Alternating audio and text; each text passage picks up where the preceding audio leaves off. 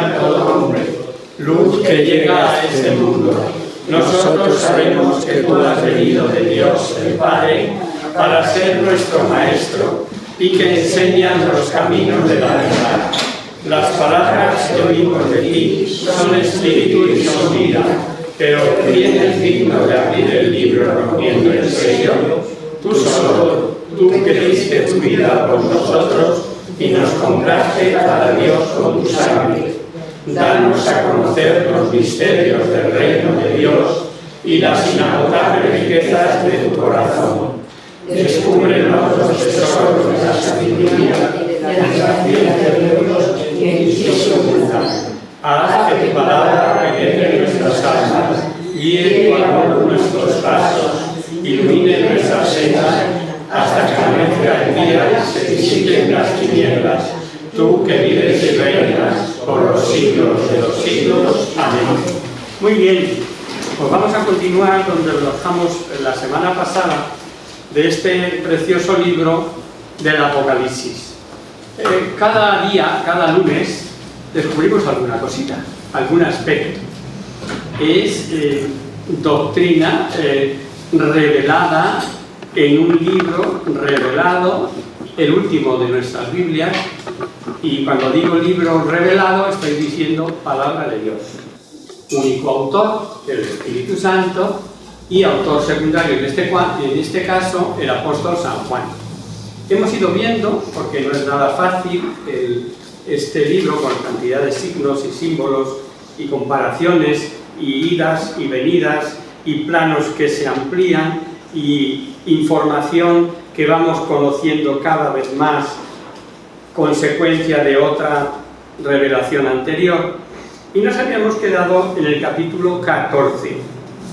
Y bueno, ahora leeremos donde nos habíamos quedado, del versículo del 14 al 20.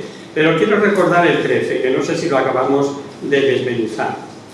Porque es uno de esos versículos que merecen especial atención. Es una bienaventuranza. Para quienes han trabajado, sus obras les siguen y merecen descanso. Y si merecen descanso es que el trabajo cuesta lo suyo. Y si no hemos trabajado, no esperéis nada. Quiero decir que esto no va de teorías, ni de que quede bonito. Las obras nos siguen. El alma, a medida que trabajosamente sí, pero a medida que es capaz de ir dejando ambiciones, placeres, egoísmos, lujos, va llenándose de Dios cada vez más. Va ocupando esos huecos vacíos y el alma irá viviendo cada vez más a Dios. No olvidemos que tras la muerte es cuando más y mejor le veremos, porque la muerte nos vacía de todo. Aquí dejamos todo. Ambiciones, placeres, familiares, amores más cercanos y queridos, como pueden ser los padres, los hijos, los nietos. Dejamos sí todo, todo. Pero ya dice el versículo que lo que no dejamos son las buenas obras. Esas nos siguen y están siempre ante Dios. ¿Cuántas que tendremos olvidadas las veremos premiadas y presentes cuando demos el salto a la otra dimensión?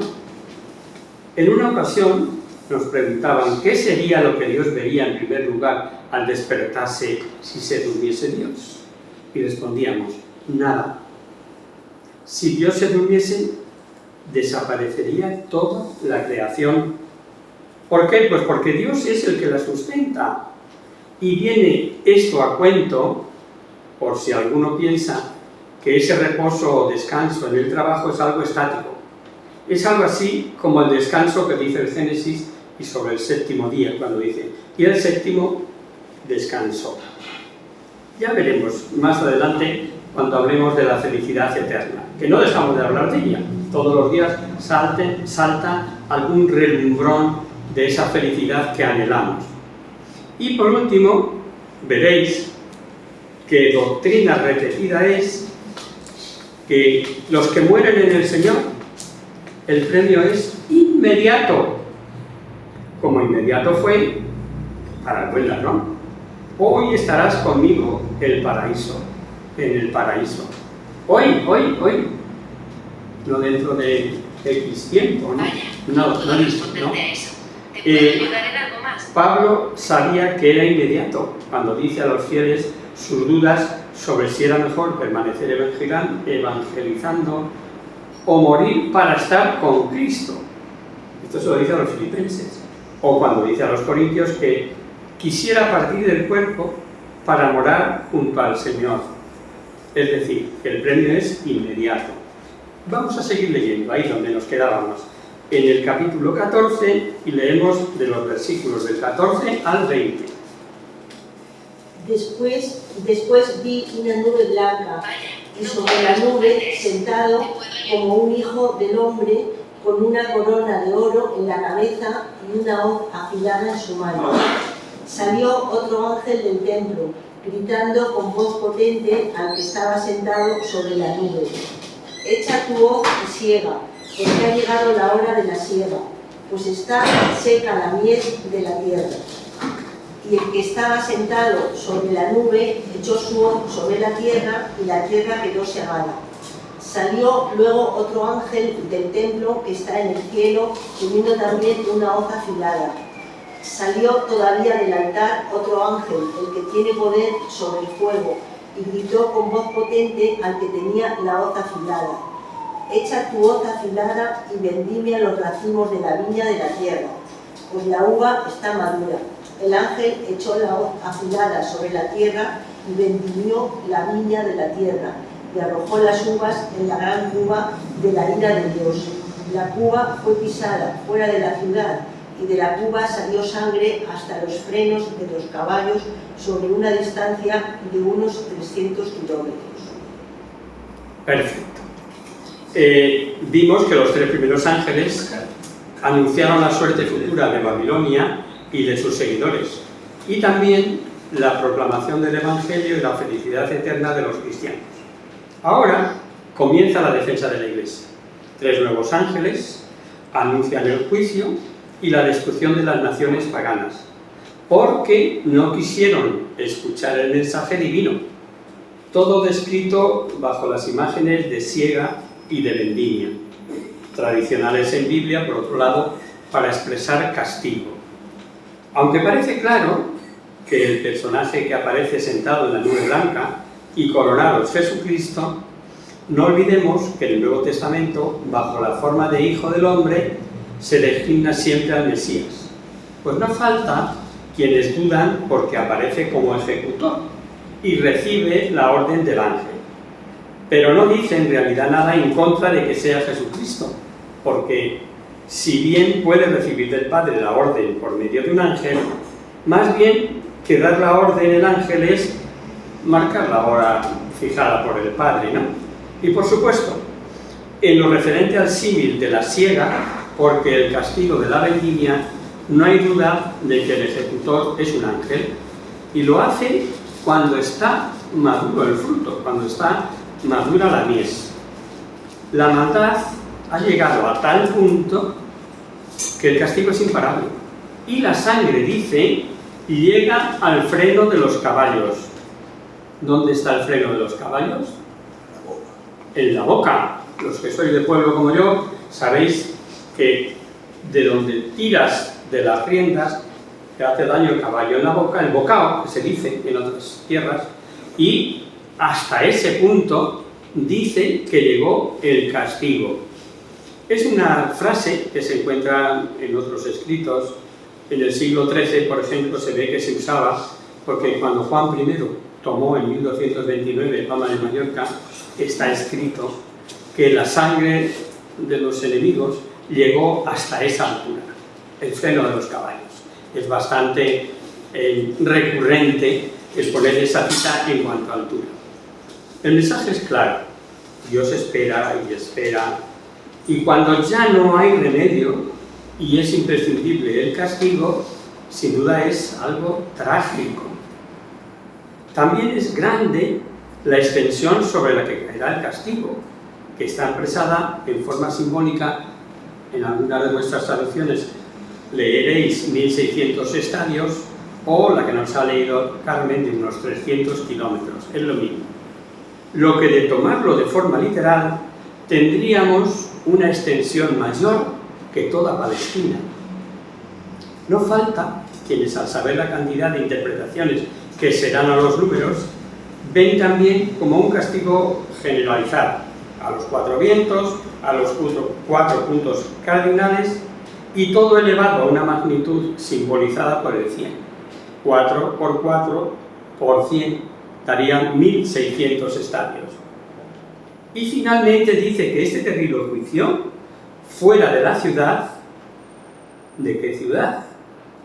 Según el versículo 1 vimos que el Cordero estaba sobre el monte Sión, luego serían los alrededores de Jerusalén, y tendríamos una afirmación más del profeta, de la profecía del profeta Joel, que se alcen y suban las gentes al valle de Josafat, porque allí me sentaré yo a juzgar. Y sigue después Meselau, que ya está madura la mies, etc. Y tanto la tradición judía como la cristiana suelen identificar el valle de Josafat con el torrente Cedrón, que separa Sion del monte de los Olivos, lugar en el que vio el profeta Zacarías la gran batalla escatológica. A título de curiosidad, ¿habéis estado en Tierra Santa alguno? Que levante la mano. Todos, todos, o casi todos. Sabéis que es la tumba más cara y gigantesca de la tierra. Allí les ha dado por hacer tumbas y tumbas y tumbas, un gigantesco cementerio que el precio por metro cuadrado debe ser también el más caro del mundo. ¿Y por qué compra la gente el sitio ese? Porque se supone que van a estar en primera línea para el juicio final. Cuando llegue la hora de la verdad, estaremos delante del juicio, porque ha de ser en el valle de Josafat, que lo dice la Biblia en Joel, que lo dice Zacarías. Bueno, una opinión muy de fe católica, por lo tanto, no de exegetas cualificados. En el final de los tiempos, en un juicio universal, ya juzgados todos los muertos de todos los tiempos, los que tengáis una imaginación un tanto aguda, darle uso, veréis que son ejemplos, palabras para ayudarnos a entender que habrá premio y castigo, por tanto juicio. Pero no pensemos en lugar. Esta fue una de las cosas que hace mucho tiempo que yo descubrí aquí en Fe Católica, no se me olvida, que fue Teodoro, pero que a mí entonces me escandalizó, ¿no? ¿Por qué? Pues porque al entrar en la eternidad de Dios no hay lugares como no hay tiempos. Ni el cielo es un lugar, ni el infierno es un lugar. No existiendo espacio, no existen lugares. Luego, ¿qué son? Son estados. Es un estado de felicidad inmensa, eterna, impensable dentro de nuestras medidas, y habrá un estado de tormentos, padecimiento, etc. Pero no lugares. Todo el sangriento juicio narrado en el capítulo 14 es un preludio para la gran batalla que veremos y que será ganada por el Verbo de Dios en el capítulo 15. Os aparecerá que San Juan no hace más que repetir lo que ya hemos oído en capítulos anteriores. Es verdad que muchas cosas dichas al principio son las mismas que dichas al final, y sin embargo al final sabemos más que podríamos saber al principio, porque la visión es más completa, se aporta algún detalle más. Los elegidos van a aparecer de pie, salvados, cantando un cántico de liberación, y parece que la visión debería haber sido después del juicio, pero es visión del más allá, y allá el juicio y la gloria forman un solo aspecto que no pasa nunca. Y es un simbolismo precioso. Nos muestra al Espíritu Santo como un mar de cristal mezclado con fuego, simbolismo que vamos o veremos más extenso luego al final del libro, y procede del trono y del Cordero. Fijaros que ahora ya no va a usar un lenguaje cifrado, sino que vuelve como al principio a un lenguaje más entendible como el de las cartas. Hay visiones de 7 ángeles con 7 copas que contienen plagas que dicen que son las últimas, que son las postreras. Leemos los 4 primeros versículos, 15 del 1 al 4. Y vi otra señal grande y maravillosa en el cielo, 7 ángeles que tenían 7 plagas, las últimas porque con ellas se consumará la ira de Dios. Vi como un mar transparente mezclado de fuego y a los vencedores de la bestia y de su imagen y de la cifra de su nombre, de pie, sobre el mar transparente, que con cítaras de Dios, y cantan el cántico de Moisés, siervo de Dios, y el cántico del Cordero, diciendo: Grandes y admirables son tus obras, Señor, Dios Todopoderoso. Justos y verdaderos tus caminos, Rey de las naciones. ¿Quién no temerá, Señor, y no glorificará tu nombre? Porque tú solo eres santo. Hasta el 4, no sé por dónde vas. Por el 4. Pues perfecto, hasta ahí. Lo digo porque podemos ir viéndolo pasito a pasito, ¿no? Como hacemos siempre. Sí. Volvamos a recordar. Esto de últimas o postreras plagas son las últimas al Imperio Romano. Señala el momento de la consumación de los juicios ya anunciados anteriormente. Recordamos, el hecho histórico contemporáneo nada quita a la revelación de hechos futuros cuando se repiten las circunstancias. Anticipamos que el mar de cristal contemplado por San Juan es el Espíritu Santo. Es un mar que separa y une 2 orillas, una el mundo presente y la otra el mundo futuro, el mundo de Dios, entre mundo de Dios, mundo de los hombres, Egipto y la tierra prometida, y el mar rojo que separa y a su vez une las 2 orillas. Y en pie los elegidos entonando el cántico triunfal de Moisés, celebrando la obra de Dios, su Salvador.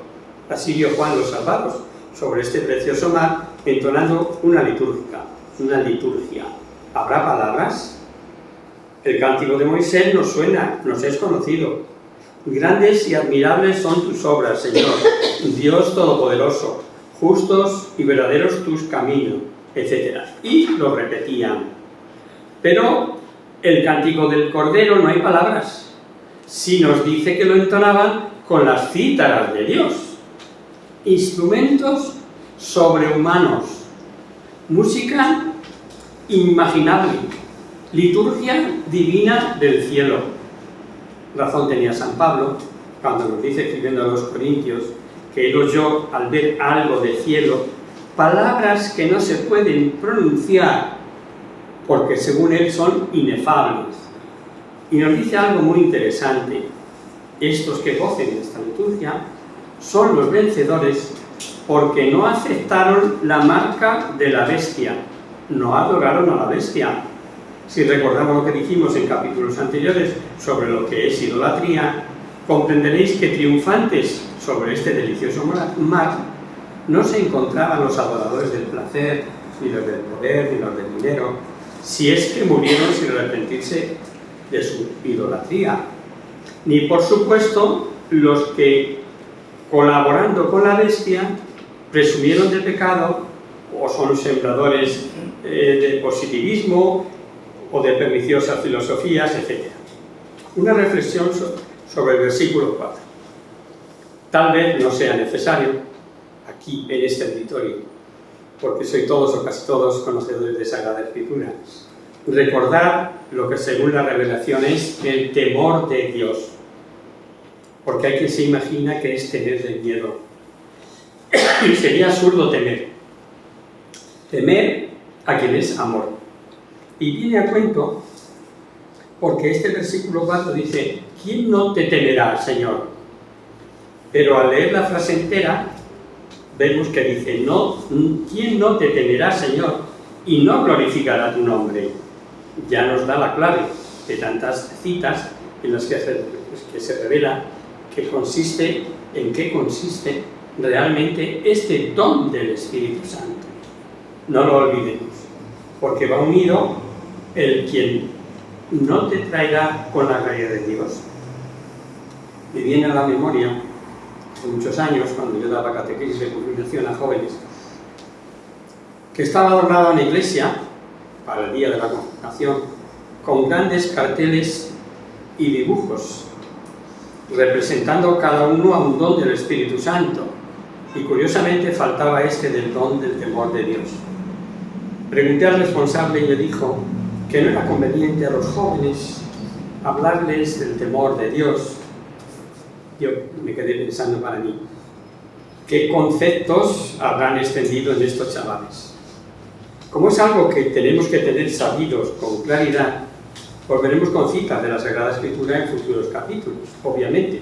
No es que un cristiano de tal talla tiene miedo de Dios.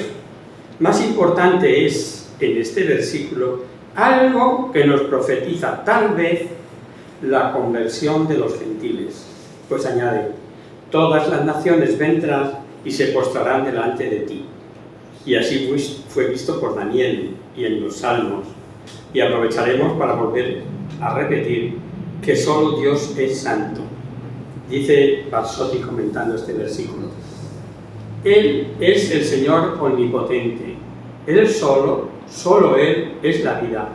Solo Él es santo. Así, con mayúscula. Vamos a seguir leyendo. Ahora del 5 al 8. Después de esto, Uno solo. Después de esto vi que se abría en el cielo el santuario de la tienda del testimonio. Y salieron del santuario los 7 ángeles que llevaban las 7 plagas, vestidos de lino puro, resplandeciente, ceñido en talle con cinturones de oro. Luego, uno de los 4 vivientes entregó a los 7 ángeles 7 copas de oro, llenas de furor de Dios, que vive por los siglos de los siglos. Y el santuario se llenó de humo de la gloria de Dios y su poder, y nadie podía entrar en él. Nadie podía entrar en el santuario, hasta que se consumaran las 7 plagas de los 7 ángeles. Hasta ahí, ¿verdad? Bien, pues intentamos desmenuzarlo un poquito. Vemos que sigue con el simbólico número de 7 para anunciar los castigos. Y lo cierto es que son varios y que van en aumento en cuanto a intensidad. Ya dijimos algo de esto y lo explicamos. Dios no castiga por castigar, y como lo que pretende es que haya arrepentimiento, si el castigo va a más, es porque nada se consiguió con el anterior. De haber habido arrepentimiento con el castigo anterior, no hubiera llegado el siguiente. Dice Juan que vio cómo se abrió el templo de la tienda del testimonio. El santuario que contempla es el cielo, y fijaos que lo designa con el nombre de tienda del testimonio. Hago un pequeño recordatorio. Ya sabéis que los judíos, cuando anduvieron errantes por el desierto, levantaron como templo una tienda grande, y en aquella tienda, la llamada del testimonio, se daba la reunión de Dios con Moisés. Se llamaba del testimonio porque en ella se guardaba el arca de la alianza que contenía las tablas de la ley, las cuales eran el testimonio, la prueba del pacto con Dios y el pueblo. Y los ángeles, se ve que ve el vidente salir, van vestidos con ropas sacerdotales. Lo habréis observado con lo que han leído, ¿no? Lo que indica que es misión sagrada la que van a realizar. Y es muy interesante que estas ropas, las vea Juan, de ropas finísimas y puras, resplandecientes y de oro. De oro sus cinturones. Y digo que resulta interesante porque cuanto se ve del cielo es resplandeciente. Nada extraño, por cuanto participan de la gloria de Dios. En los Salmos, en el Salmo 104 en concreto, se dice que Yahvé está revestido de majestad y esplendor y envuelto de luz. Salmo 104, 1 y 2. Y Jesús, al explicar a sus discípulos la parábola de la cizaña del campo, le dice: los justos brillarán como el sol. Los ángeles reciben de uno de los 4 vivientes las copas de la ira de Dios, dice el texto. Claro antropomorfismo, pues sabemos que Dios no puede tener ira. Es un lenguaje pues muy semita. Las copas, al contrario de lo que vimos, contenían las oraciones de los santos y estaban llenas de perfume. Estas están llenas del merecido castigo que veremos irán derramando sobre la tierra. Muy significativo es que las reciban de uno de los 4 vivientes, que al saber representan la creación, es la creación entera la que entrega a Dios el material con que van a ser castigados. Esto también es digno de ser meditado.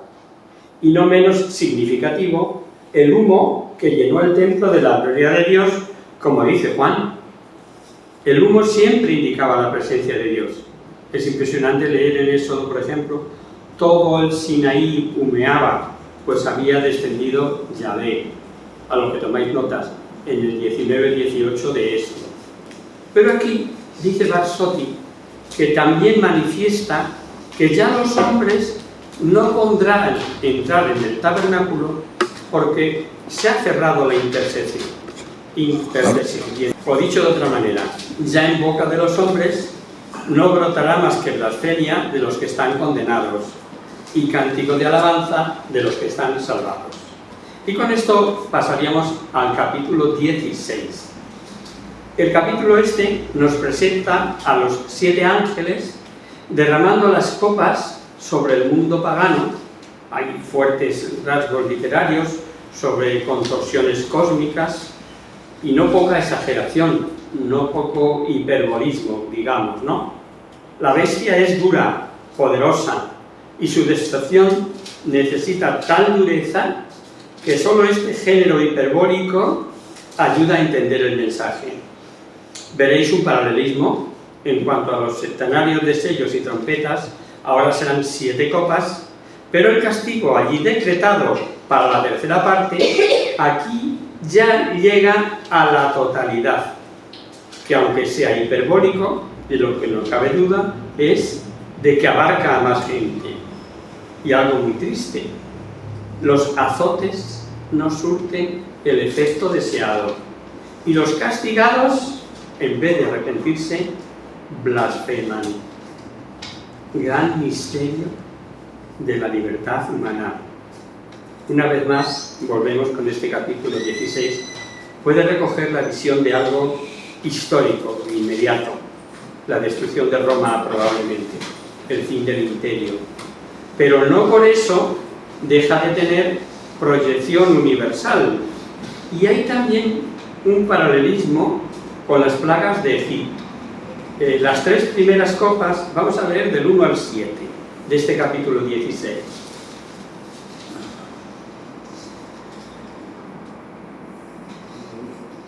Todos a la vez, ¿no?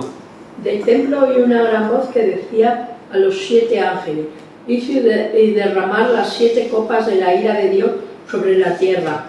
Fue el primero y derramó su copa sobre la tierra, y sobrevino una úlcera maligna y perniciosa sobre los hombres, que tenían la marca de la bestia y que se postraron ante su imagen. El segundo derramó su copa sobre el mar y se convirtió en sangre como de muerto, y murió todo ser viviente en el mar. El tercero derramó su copa sobre los ríos y sobre las fuentes de las aguas, y se convirtieron en sangre. Y oí al ángel de las aguas que decía: justo eres tú, el que era, el santo, porque así has juzgado, pues que derramaban la sangre de los santos y de los profetas. Tú les has dado a beber sangre, bien se lo merecen. Y oí el altar que decía: sí, Señor, Dios Todopoderoso, verdaderos y justos son tus juicios. El cuarto derramó su copa sobre el sol. Ya está, hasta ahí, el 7, del 1 al 7. Ah, el cuarto es el octavo. Vale. Bien. No hay nada que perdonar, quiero decir que es una forma de irlo partiendo para irlo explicando, ¿no? Sí. Una vez más, como vemos, empiezan a derramar las copas y hay también un paralelismo con las plagas de Egipto. Las tres primeras, una úlcera que hiere a los hombres, que tiene la marca de la bestia, se les gangrena la carne y el mismo suelo se corrompe. La úlcera es castigo de la idolatría, de la inobservancia de los mandamientos. Y en las bendiciones y maldiciones de Moisés tenemos, para los que no guardan los mandamientos, maldiciones como esta: Yahvé te herirá con las úlceras de Egipto, dice el Deuteronomio. Y del mismo libro habla de úlceras malignas. Los que tienen la marca de la bestia, los que adoran los idólatras del poder, del dinero, del placer, de la mentira, aunque reciban de Dios avisos y castigos, siguen adorando a la bestia, les va bien de momento. El segundo y el tercer ángel dañan el primero al mar, convirtiéndolo en sangre como de muerto. Dice San Juan, sangre podrida, muriendo todos los vivientes del mar. Pero el tercero, que deja el agua, que habría de beberse, también convertida en sangre, es dicho al estilo oriental que el castigo de los que produjeron sangre, sangre tendrán. Y no es por vil venganza, sino es como explicar la razón de la naturaleza del castigo. Pero lo más chocante es que el vidente dice que oyó a este tercer ángel decir: justo eres tú, el que es, el que era, el santo, porque sí así has juzgado. Y todavía añade que bien los merece, porque ellos derramaban la sangre de los santos. Si además consideramos lo que dice el versículo siguiente: y oí al altar que decía: sí, Señor, Dios Todopoderoso, verdaderos y justos son tus juicios. Para no pocos puede suponer un no entender que, sabiendo que Dios es amor, se dé por bueno lo que parecen venganzas, o volver a la ley del talión, lo que quedó abolido por la ley del amor, etc. Y como está revelado, por lo que no puede dudarse, primero, que Dios es amor; segundo, que ama a todos con amor infinito; tercero, que Dios quiere que todos se salven. Lo que queda claro es que no entendemos los juicios, ni entendemos las cosas de Dios. Y aquel interesante detalle: al decir los justos y verdaderos son los juicios, habréis observado que sale del altar. O sea, lo dicen los que ya están allá, o lo que es lo mismo, lo que ya ven claro. Y San Pablo lo dice con toda claridad en su primera carta a los Corintios. Leo por encima, no hace falta que busque la cita, Corintios 13:1. Ahora vemos oscuramente, pero entonces veremos cara a cara. Ahora conozco solo parcialmente, pero entonces conoceré como soy conocido. Y también os habéis dado cuenta que ya suprime el que viene, y no dice el que es el que era el que viene, sino que dice solamente el que es el que era. No admite duda, es el presente de Dios. Algunos intérpretes creen que al decir oí que el altar decía, se pueden referir al cumplimiento de súplicas que habían llegado al altar pidiendo acabase ya la persecución, y de ser así, estas peticiones no cayeran en saco roto, aunque se cumpliesen cuando fue ordenado por Dios, sin duda en el mejor momento. Seguimos adelante. Vamos a leer ahora del 8 al 12. El cuarto vertió su copa sobre el sol, al que le dieron poder para quemar a los hombres con el fuego. Los hombres fueron quemados con terribles quemaduras y blasfemaron contra el nombre de Dios, que tiene poder sobre estas plagas, en vez de arrepentirse para darle gloria. El quinto vertió su copa sobre el trono de la bestia, Su reino quedó sumergido en las tinieblas. Las gentes se mordían la lengua de dolor y blasfemaban contra Dios del cielo por los dolores de sus úlceras en vez de arrepentirse de sus obras. El sexto vertió su copa sobre el río grande, el Éufrates, y sus aguas se secaron dejando paso libre a los reyes del oriente. Después vi salir de la boca del dragón, de la bestia y de la del falso profeta 3 espíritus inmundos como ranas, los espíritus de demonios que hacen prodigios y van a reunir a los reyes de toda la tierra para la guerra del gran día de Dios Todopoderoso.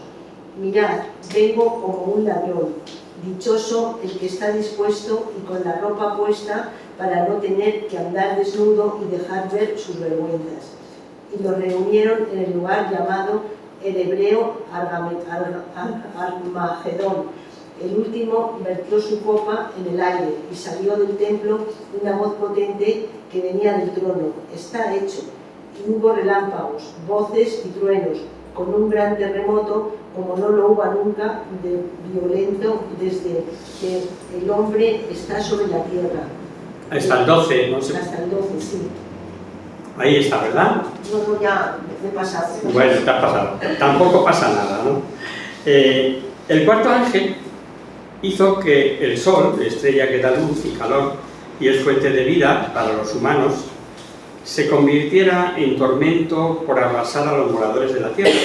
Y como en anteriores castigos, lejos de ver una amonestación y volverse a Dios, blasfemaban el nombre de Dios y no se arrepintieron. Los profesores de Salamanca opinan que tal vez el autor sagrado en este volverse contra Dios ante el castigo esté aludiendo al endurecimiento de los paganos del Imperio Romano, que como sabemos atribuyeron en diversas ocasiones a la impiedad de los cristianos las numerosas catástrofes, tantos naturales como políticas de esos primeros siglos. Los creyentes sabemos que Dios gobierna en su providencia y especialmente por su misericordia. Ese es el atributo divino por activa, por pasiva y que se repite una y otra vez en la Sagrada Escritura, tanto en el Antiguo como en el Nuevo Testamento, la misericordia divina. El castigo es siempre el medio que más podía ayudar al hombre y no es el fin de mandar castigos. La misma actitud vemos que tomaron los castigados pese a lo terrible de la quinta copa, que dice que se mordían la lengua. Al decir que derramó la copa sobre el mismo trono de la bestia, nos inclina a creer que se trata de la gran perseguidora de Roma. Tácito habla de la terrible persecución amparada por el incendio de Roma. Cuentan cosas que te ponen el vello de punta. Cosidos en pieles de fiera, echaban los cristianos a los perros salvajes. En postes embadurnados de pez, servían los cristianos de antorcha en las avenidas. Y si esto es en tiempo de Nerón, sabemos que la persecución de Domiciano fue todavía peor. Y esa fue ya en tiempos de Apocalipsis, la de Domiciano. Se mordía la lengua por no gritar contra ellos mismos de rabia. Constantes revoluciones internas, facciones, asesinatos. Obraban como si estuviesen en tinieblas. Se hubiera ofrecido la luz del sol. Y con el mismo corte, los demás septenarios, las 4 primeras copas, vimos, afectaron directamente a la naturaleza y con ella a los hombres, pero estas 3 restantes vemos que afectan ya directamente a los hombres. El sexto ángel nos dice algo que hemos de aclarar. Dice que la sexta copa secó el río Éufrates y así quedó camino expedito a los reyes de Oriente. Facilidades para los partos de los que dijimos fueron el terror del imperio. ¿Andamos bien de hora? No, andamos en la hora justa. Entonces, lo dejamos aquí y lo próximo que vamos a leer, que ya será del 13 en adelante de este capítulo, lo dejamos para el próximo lunes, si os parece. ¿Vale? Venga, pues rezamos a la Virgen y nos vamos.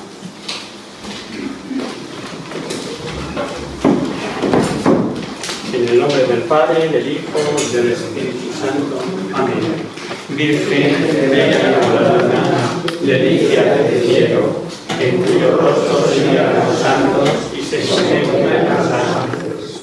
Haz que nosotros, tus hijos, y que nuestras almas reciban la entrada de esa belleza tuya, que no decae con los años, sino que brilla en la eternidad. María, sol del cielo, despierta tu la vida donde haya muerte, e ilumina los espíritus sin que haya tinieblas. Reflejándote en el rostro de tus hijos, concédenos un deseo de tu luz y tu fervor.